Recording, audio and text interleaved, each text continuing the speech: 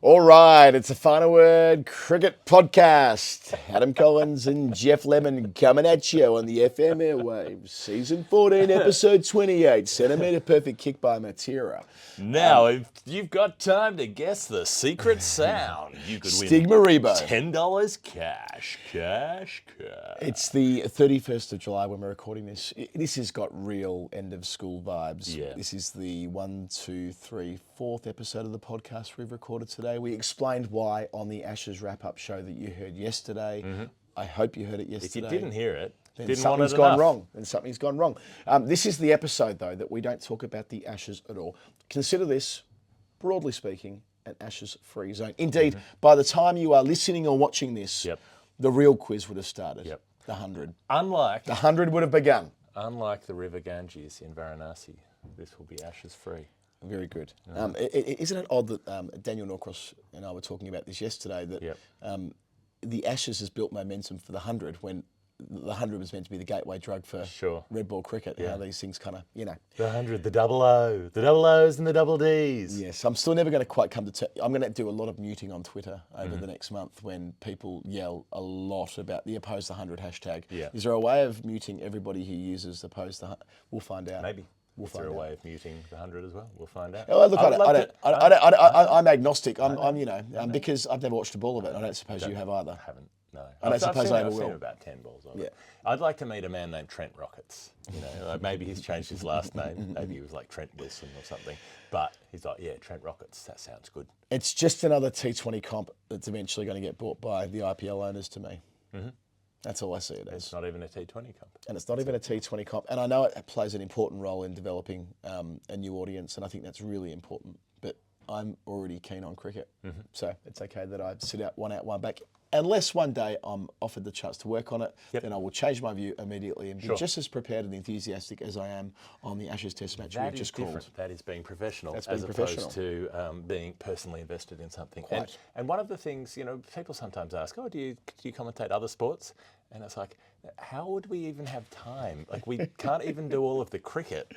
Like, there's too much cricket for us to cover. We have commentated the game of footy before, you and I, off the telly in Canberra one night. We were in the pub, having had a bit to drink, and there was an old game from, I don't know, a Carlton-Geelong game, I reckon it was, from about 1999, flashed up on screen or thereabouts. And you and I did do a pretty good job of calling it. But I don't want to learn 44 players' names and biographies and so on. 800 players across the league. Yeah, no, I'm not interested in that. I could have done it in maybe sort of 2001 to 5, when I probably watched every game across an entire round. Yeah, I could have done it earlier in my life, but I do live in the UK. I find it hard to keep up with who's playing for Hawthorn, let alone Buddy retired today, although not in the universe that you're listening to this. No. Buddy retired a couple of days ago. But that was the first thing I read on my phone upon waking up on day 5 of the Ashes Test, that Buddy had called it a day. And I watched a couple of clips, and I shed a little tear to myself. Then I got on with my day. I shed a little tear for you forever and ever. You'll kick goals in my heart, and I will love you. Love you, bud. Buddy,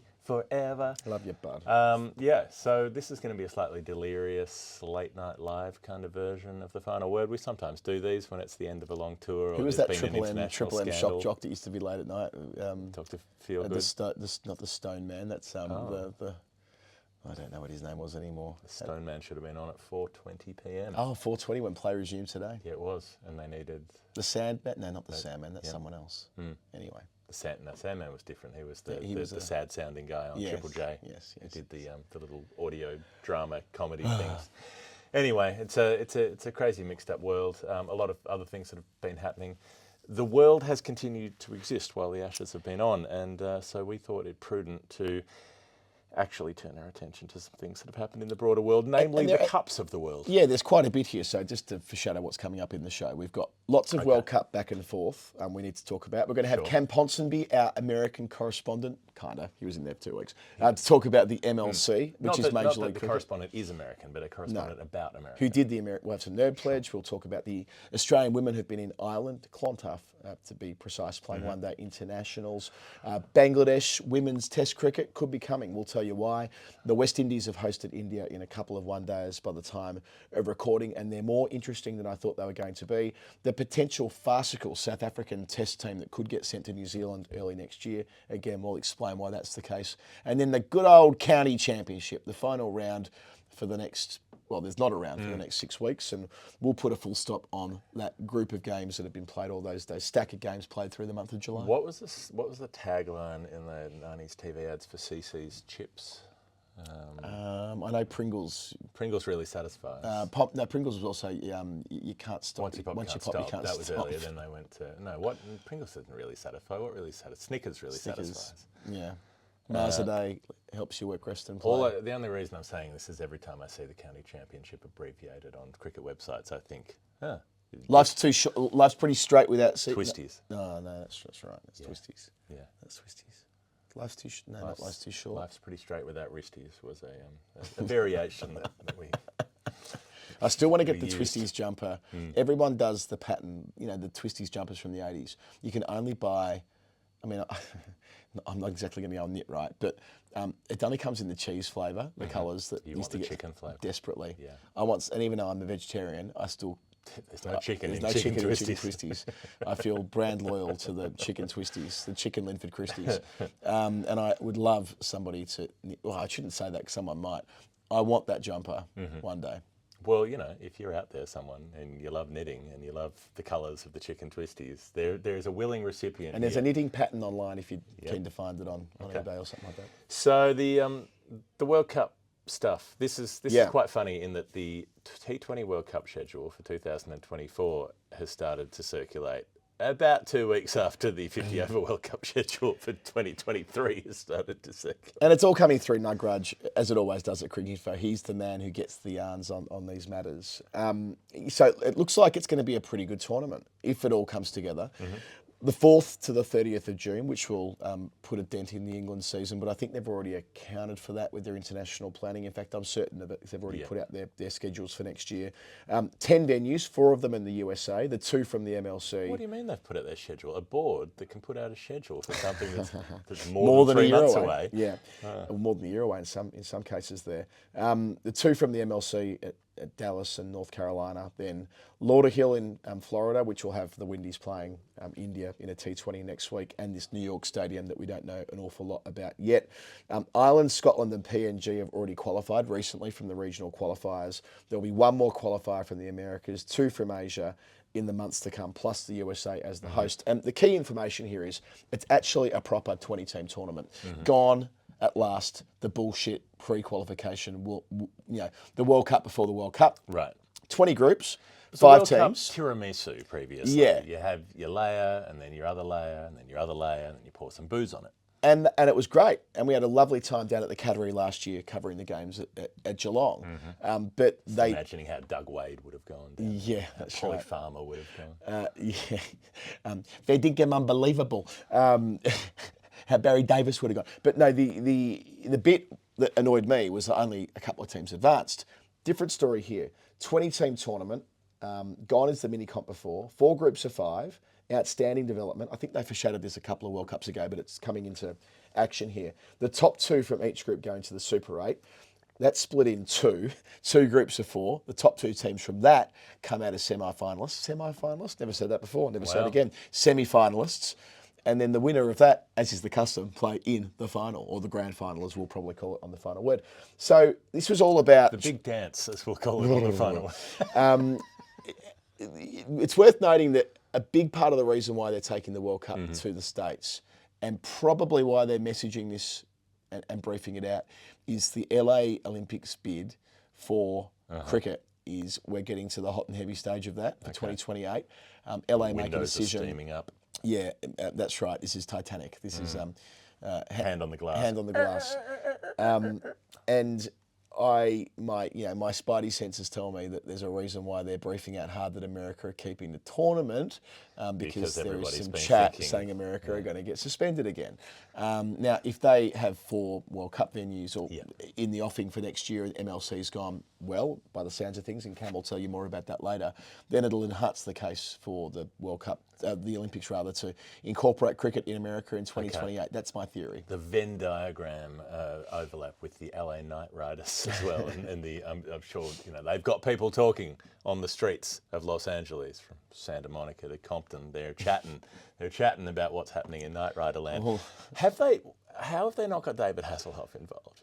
You've got an LA franchise of the Knight Riders. How is he not heading up every? I know things didn't go so well for the Hoff. I think he's had some. Later in life. I think if he's not cancelled yet, he's on his way to it. I'm anticipating. He strikes me as the kind of guy who has been cancelled.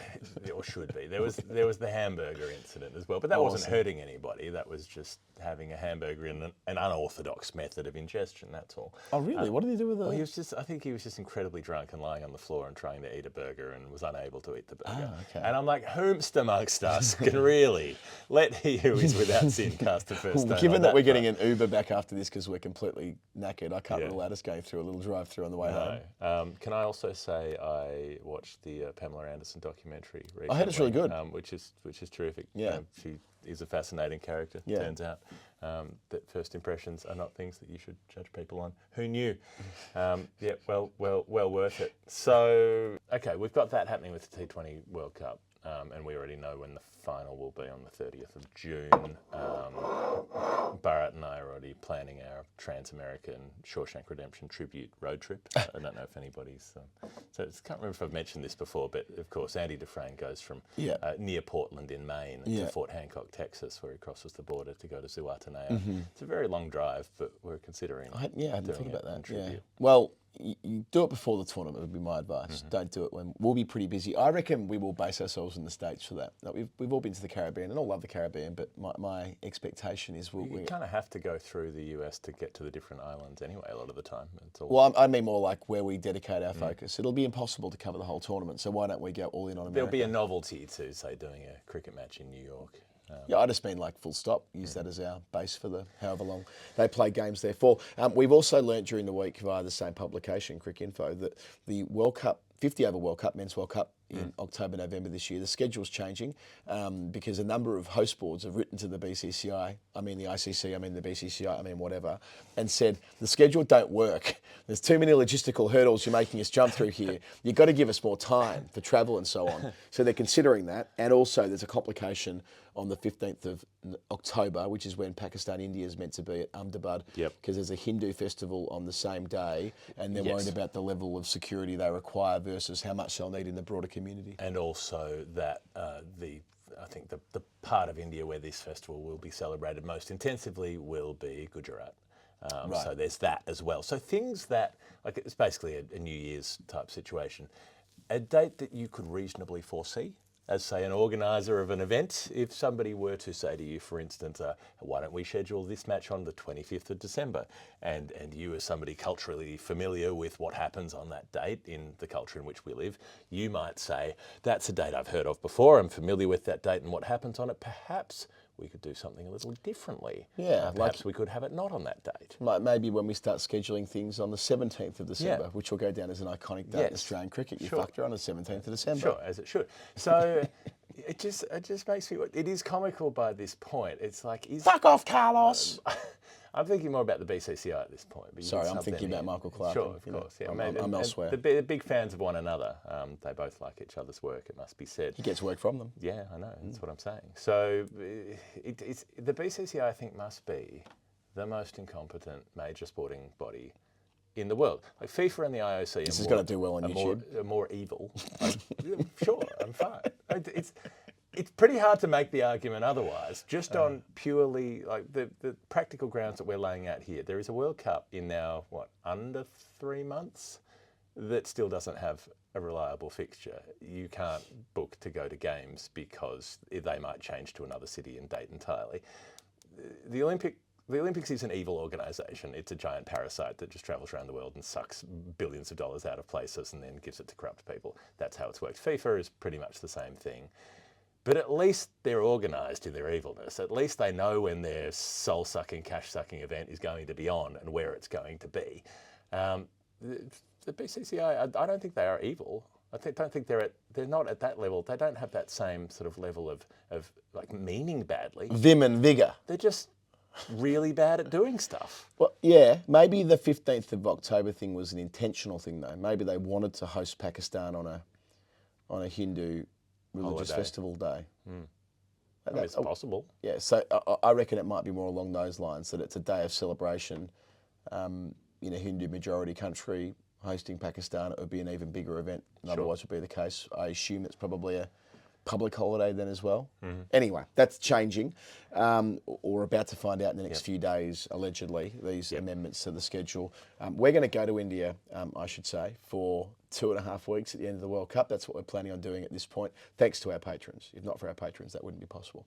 But yeah, who knows where we're going, because I'm sure the schedule will change multiple times between where we've booked our tickets to and where we'll actually need to be. The hope is by leaving it to the back end, at least we'll know where the end of the World Cup will be, because we don't know where the start will be. Quite. There was a good piece from Sid Monger on that same website as well about the fact that the World Cup pressure might be bringing about some improvements for spectators in the stadiums, which are pretty rough and ready. A lot of the grounds, we saw that at Ahmedabad, the big flashy new stadium looks nice from the middle, but not so great for the spectators behind the scenes. With the superfluous doors and the lifts that are falling apart and the turnstile to nowhere. More just the absence of sufficient toilet facilities and food and drink facilities and ticketing facilities and all the rest. Holds a shitload of people though. It does hold a lot of people. Holds a shitload of people. Most of them aren't very comfortable, but most of them are holding it in for the entire 4 Goes hours. back to row BBB. Yeah. Ball by ball is what row BBB stands for. Yeah. So, okay, that's kind of all happening. It's all USA adjacent. Should we go to our USA correspondent? Why don't we do that? Here's Cam Ponsonby, who's just returned from Major League Cricket.